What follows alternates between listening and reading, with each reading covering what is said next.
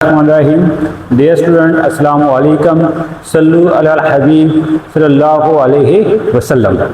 आज हम 9th new math की न्यू बुक उसके एक्सरसाइज 3.1 उसको स्टार्ट करने से पहले चंद अहम तारीफें हैं, आज हम उनको देखते हैं। मतलब मुख्तलिफ किस्म के सेट हैं, उनकी तारीफें हैं। इससे पिछले लेक्चर में हमने सेट उसका तारुफ पढ़ा और चंद सेट को बयान करने के तरीके पढ़े थे और चंद अहम सेट जो हैं उनके बारे में डिस्कस किया था। तो आज हम क्या करेंगे, कुछ और सेट देखते हैं, उनकी तारीफें क्या हैं। मसलन सबसे पहले है खाली सेट,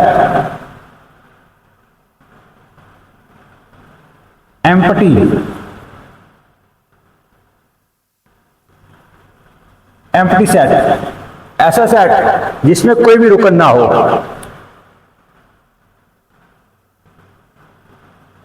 ऐसा सेट जिसमें कोई भी रुकन ना हो खाली सेट कहलाता है।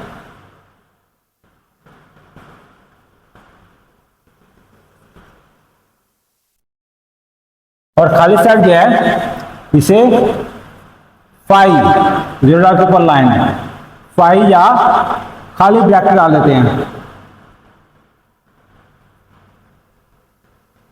से जाहिर किया जाता है। खाली सेट जो होता है उसको किस जगह करते हैं, ये फाई, इसे क्या बोलते हैं फाई, जीरो डाल के ऊपर लाइन या फिर खाली ब्रैकेट डाल देते हैं। तो ऐसा सेट जिसमें कोई भी रुकन ना हो उसे क्या कहते हैं, खाली सेट, एम्प्टी सेट। इसके बाद है यक रुकनी सेट, सिंगलटन,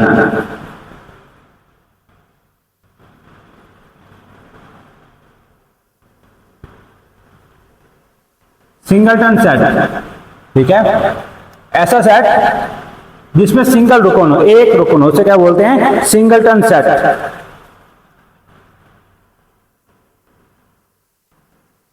ऐसा सेट जिसमें सिर्फ एक रुकन हो यक रुकनी सेट कहलाता है।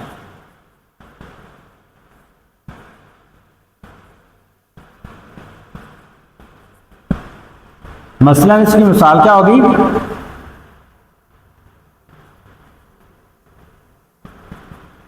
A is equal to E,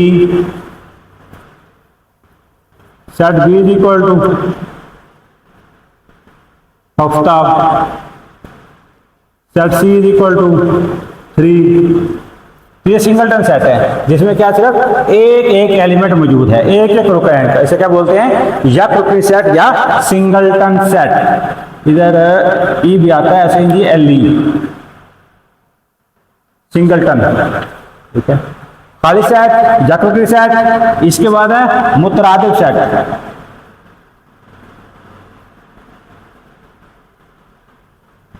equivalent,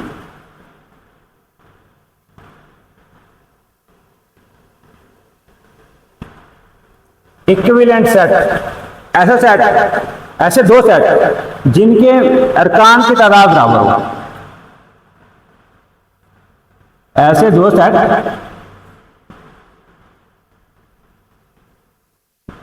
जिनके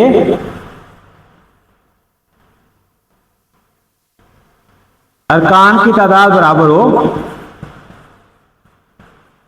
मुतरादिफ सेट कहलाते हैं।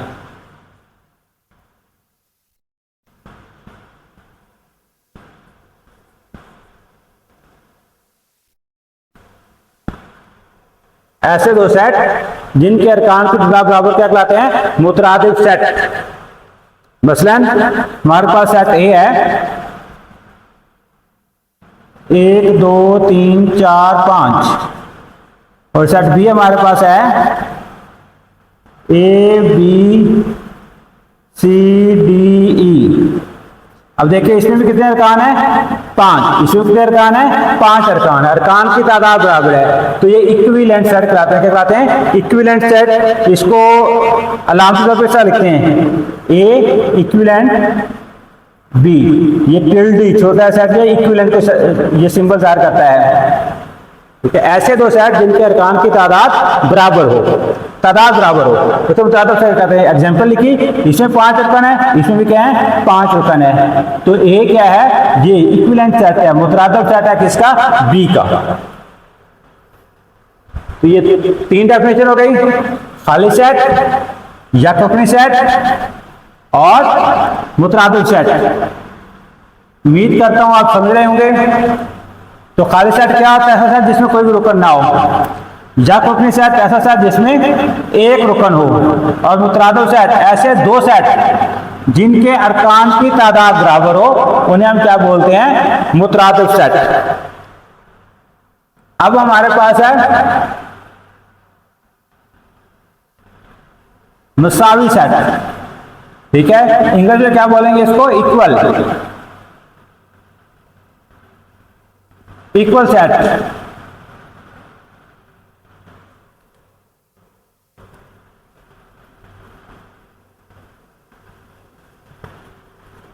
ऐसे दो सेट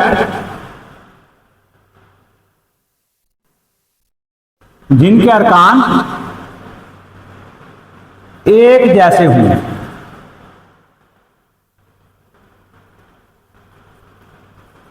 मुसावी सेट कहलाते हैं।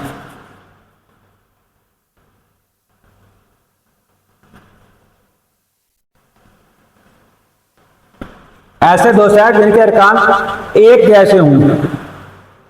मिसाल देखें इसकी,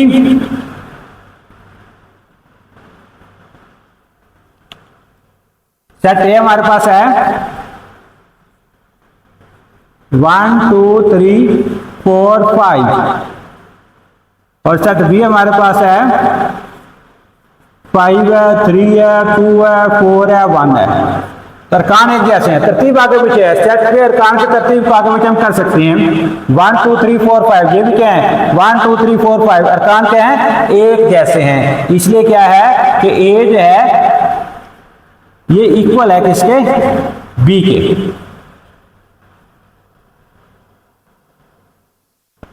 एक मिसाल और देखते हैं। Set A is equal to A E I O U, set B is equal to I E O U A. देखिए एक जैसे हैं, एलिमेंट हैं ए ई आई ओ यू, ये भी ए ई आई ओ यू, तरतीब आगे पीछे है। तो ये भी क्या है? इक्वल सेट है। ए इक्वल किसके है? सेट ए किसके इक्वल है? सेट बी के। तो मुतरादिफ सेट में अरकान की तादाद एक जैसी होती है। मुसावी सेट में अरकान की तादाद भी बराबर होती है और अरकान होते भी एक जैसे हैं। इसके बाद है तहती सेट।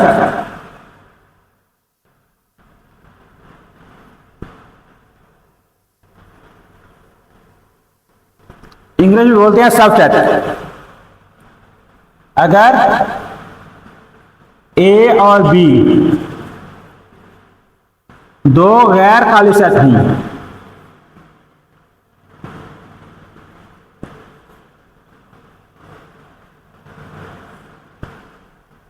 सेट ए का हर रुकन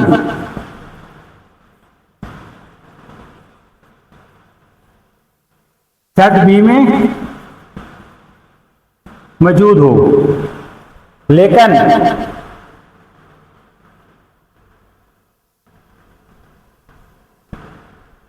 सेट बी का कम से कम एक रुकन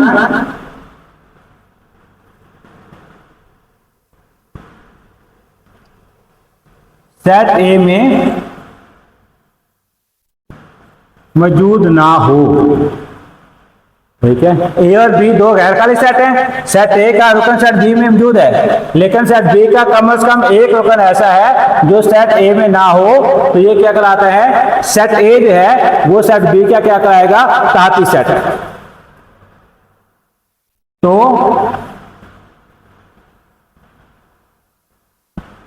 सेट ए सेट बी का तहती सेट कहलाता है। ये तारीफ है तहती सेट, सब सेट की। ठीक है, एग्जांपल देखते हैं। सेट ए हमारे पास है 1 2 3 और सेट बी हमारे पास है 1 2 3 4 5। तब देखें ये दोनों गैर खाली सेट हैं। सेट ए का हर रुकन सेट बी के अंदर मौजूद है 1 2 3 1 2 3 और सेट बी में 4 और 5 दो ऐसे रुकन हैं जो सेट ए के अंदर मौजूद नहीं है। सेट ए का रुकन सेट बी में है, लेकिन सेट बी के 2 अरकान, कम से कम एक रुकन का ऐसा होना जरूरी है। यहाँ पे 2 अरकान है, वो सेट ए में मौजूद ना हो तो सेट ए को क्या कहलाता है? सेट बी का तहती सेट। अलामती तौर पर इसको इस तरह लिखते हैं, ए तहती सेट है बी का। क्या लिखते हैं? ए तहती सेट है बी का, ये इसकी अलामत है। ठीक है, उम्मीद है आप लोगों को समझ आई होगी। तहती सेट। इसके बाद क्या है? अब तहती सेट आके 2 तरह के हैं। तहती सेट कितने तरह के हैं? 2 तरह के हैं, वाजिब तहती सेट और गैर वाजिब तहती सेट। इसमें ये लाइन भी आती है ये। ठीक है, ए तहती सेट है बी का। अब आगे तहती सेट क्या है? उसकी 2 अकसाम है, एक है वाजिब तहती सेट प्रॉपर सबसेट और एक है गैर वाजिब तहती सेट।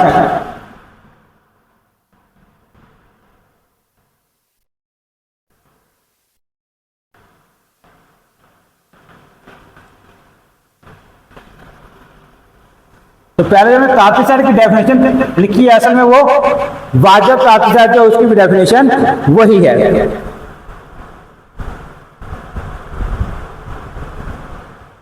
ठीक है, जो तहती सेट की डेफिनेशन पहले मैंने लिखी कि 2 गैर खाली सेट ए और बी हैं। सेट ए का रुकन सेट बी में मौजूद है, लेकिन सेट बी का कम से कम एक रुकन ऐसा हो जो सेट ए के अंदर मौजूद है ना हो, तो सेट ए सेट बी का तहती सेट कहलाता है। वाजिब तहती सेट जो है उसकी डेफिनेशन भी सेम है, तो वही आप कर लीजिएगा, दोबारा रिपीट करने की जरूरत नहीं है। अब लिखते हैं हम गैर वाजिब तहती सेट।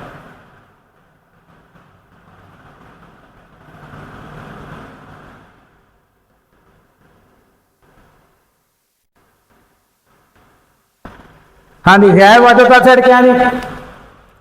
इसे बोलते हैं इम्प्रॉपर।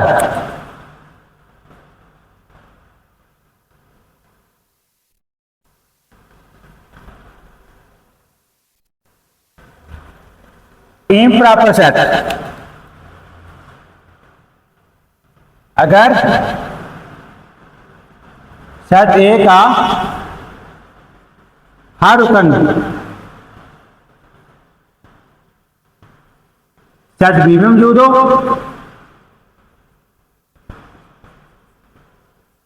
और सेट बी का हर रुकन सेट ए में मौजूद हो।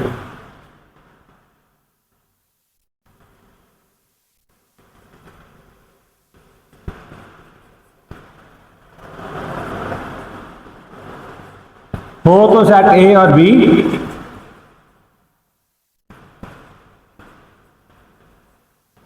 एक दूसरे के गैर वाजिब तहती सेट कहलाते हैं।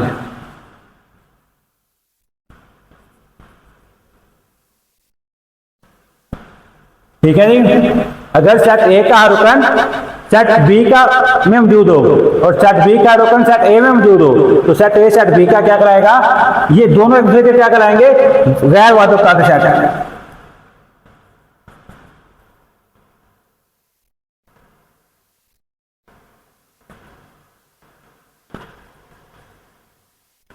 ए बी सी, ये भी क्या है? A B C. तो ये क्या है? एक दूसरे के गैर वाजिब तहती सेट है। सेट ए सेट बी का गैर वाजिब तहती सेट है और सेट बी जो है सेट ए का गैर वाजिब तहती सेट है। तो हर सेट जो होता है वो अपना क्या होता है? गैर वाजिब तहती सेट होता है। हर सेट अपना गैर वाजिब तहती सेट होता है। तो या गैर वाजब सेट, इम्प्रॉपर सबसेट, जो इक्वल सेट होते हैं वो क्या होते हैं, एक दूसरे के गैर वाजब सेट होते हैं। इसके बाद है यूनिवर्सल सेट।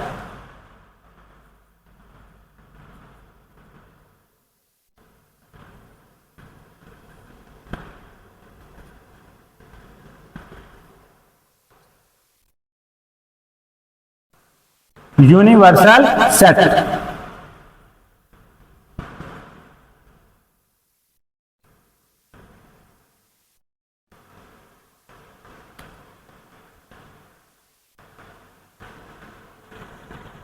ऐसा सेट जो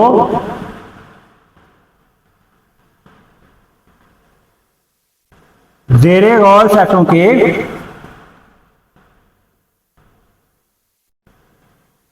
तमाम अरकान पर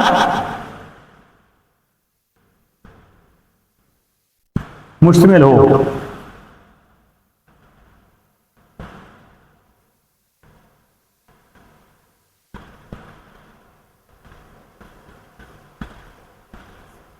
यूनिवर्सल सेट कहलाता है।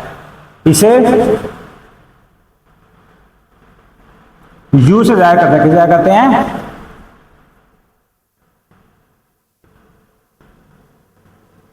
तो यूनिवर्सल सेट की अलामत क्या है, कैपिटल यू। ठीक है, ऐसा सेट जो ज़ेरे गौर सेटों के तमाम अरकान पर मुश्तमिल हो, तो यूनिवर्सल सेट कहलाता है। कहते हैं मसलन एक अब क्वेश्चन हल कर रहे हैं, उस क्वेश्चन के अंदर जो है वो 3 सेट है, सेट ए है, सेट बी है, सेट सी है। तो यूनिवर्सल सेट एक ऐसा सेट होगा जिसमें सेट ए के अरकान भी होंगे, सेट बी के अरकान भी होंगे और सेट सी के अरकान भी होंगे। तो ज़ेरे गौर सेटों के तमाम अरकान पर मुश्तमिल सेट को क्या बोलते हैं, यूनिवर्सल सेट।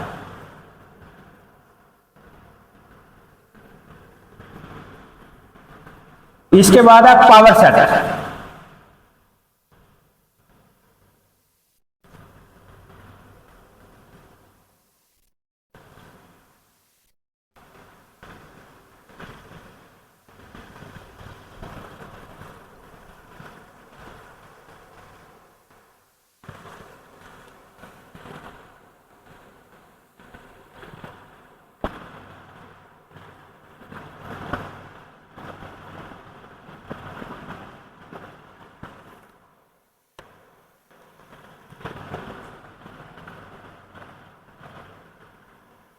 ऐसा सेट जो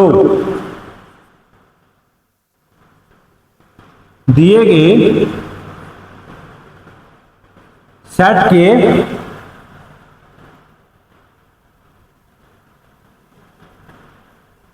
तमाम साथी सेटों पर मुश्तमिल हो।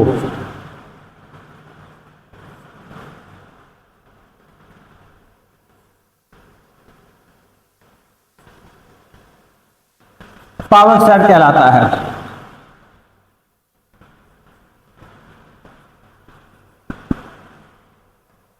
ऐसा सेट जो दिए गए सेट के तमाम साथी सेट पर मुश्तमिल हो, वो क्या कहलाता है, पावर सेट। इसके एग्जांपल देखते हैं।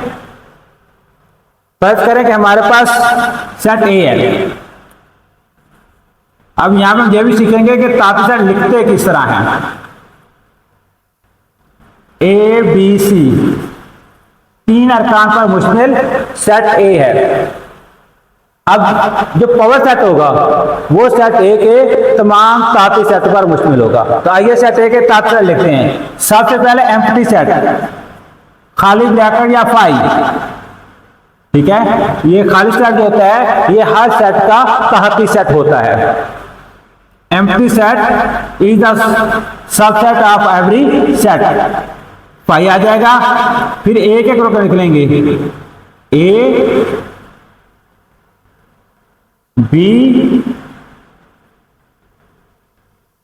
सी। अब दो A B A C B C और एंड पे क्या आ जाएगा, ए बी सी। तो इसके टोटल जो हैं वो 8 सेट बनते हैं, 8 सबसेट बनते हैं। इसके कितने? 8। 1 2 3 4 5 6 7 8। अब सबसेट की तादाद मालूम करने का फार्मूला भी है, 2 की पावर n है, 2 की पावर n। ये सबसेट की तादाद मालूम करने का फार्मूला है। फर्ज करें कि 2 अरकान है किसी के, 2 पावर 2 इज इक्वल टू 4। इस तरह ऐसा सेट जिसके 3 अरकान है तो 2 पावर 3 इज इक्वल क्या हो जाएगा? 8। 4 वाला है तो 2 पावर 4 इज इक्वल क्या हो जाएगा? 16 के। तो ये क्या है? 2 पावर n से हम क्या मालूम कर सकते हैं? किसी सेट के ताती सेटों की तादाद मालूम की जा सकती है। तो ये हमने क्या कर लिया? सेट ए के तमाम ताती सेट लिख लिए, ठीक है। इसमें से पहले 7 जो हैं ये वाजब ताती सेट होते हैं, और आखिरी सेट जो होता है, जो कि वो सेट खुद होता है, वो क्या होता है? गैर वाजब ताती सेट। हर सेट क्या होता है? अपना गैर वाजब ताती सेट होता है। तब तमाम ताती सेट लिखे लिए गए। अब अगर क्या करेंगे हम? इनके गिर्द ब्रैकेट डालेंगे। ये जब तक ब्रैकेट नहीं डालेंगे ये पावर सेट नहीं बनेगा। अब ब्रैकेट डाल दिया, अब ये पावर सेट बन गया। इसे लिखेंगे P इंटू ए, यानी पावर सेट ऑफ ए। ठीक हो गया। एक एग्जांपल और देख लेते हैं। सेट भी हमारे पास है 2 4 6 8 है। तो फार्मूला अभी हमने पढ़ा, इसके 16 बनेंगे सबसेट। कितने बनेंगे? 16। एक तो आ जाएगा सबसे पहले 5, इसके बाद 2 4 6 8। अब 2 लिखेंगे, दो 2 को पहले 4 के साथ, फिर 6 के साथ, फिर 8 के साथ। 2 4 2 6 2 8। अब लेंगे 4 को 6 के साथ और 8 के साथ। 4 6 4 8। पहले 2 को अगले तीनों के साथ लिखा, फिर 4 को अगले दोनों के साथ, अब 6 को 8 के साथ। नीचे लिख लेते हैं।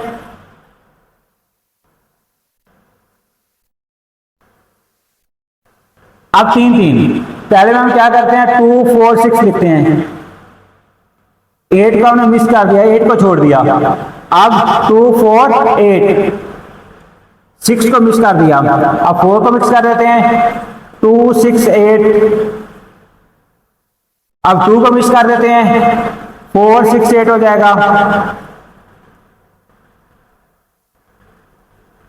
इसके बाद एंड पे हुई 2 4 6 8, वो सेट खुद आ जाएगा।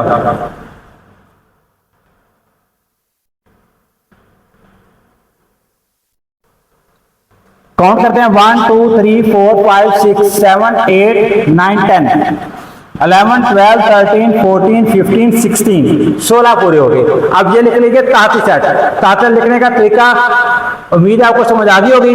पहले 5 लिख लेना है, फिर 1 1 लिखना है, फिर 2 2, फिर 3 3 और एंड पे वही सेट लिख देना है। तो अब ये ताती लिख दिए गए हैं। अब अगर यहाँ पे हम क्या कर दें, इसके ब्रैकेट डाल दें, ब्रैकेट डाल के इसको सेट बना दें, ये क्या होगा? पावर सेट किसका होगा? बी का, पावर सेट ऑफ बी। तो यहां पे हमने 2 कंसेप्ट क्लियर किए, एक ताती सेट लिखते किस तरह है और दूसरा पावर सेट क्या होता है। जितने भी ताती सेट लिखते हैं आखिरी को छोड़कर, आखिरी सेट वो खुद होता है, उसको छोड़कर पहले जितने होते हैं, इससे पहले 15 जो हैं वो वाजिब ताती सेट हैं, आखिरी क्या है? गैर वाजिब ताती सेट है। तो ये थी कुछ डेफिनेशन, कुछ अहम सेट जिनके बारे में हम डिस्कस किया, जिसमें खाली सेट है, जक रुकनी सेट है, मुतरादिफ सेट, मसावी सेट, ताती सेट, वाजिब ताती सेट, गैर वाजिब ताती सेट, पावर सेट और ताती सेट लिखने का तरीका। उम्मीद है कि आपको कंसेप्ट क्लियर हो गया होगा। फिर भी अगर कोई क्वेश्चन है तो आप कमेंट्स में पूछ सकते हैं। इसके साथ ही आज का लेक्चर यहीं पे हम वाइंड अप करते हैं। नेक्स्ट लेक्चर जो है उसमें इंशाल्लाह हम 3.1 के कुछ क्वेश्चन जो है उसको सॉल्व करेंगे। एंड पे वही रिक्वेस्ट कि हमारे चैनल को सब्सक्राइब करें, अगर कर चुके हैं तो बहुत बेहतर। Thank you. अल्लाह ताला हम सबका हामी हो, नासर हो। अल्लाह हाफिज।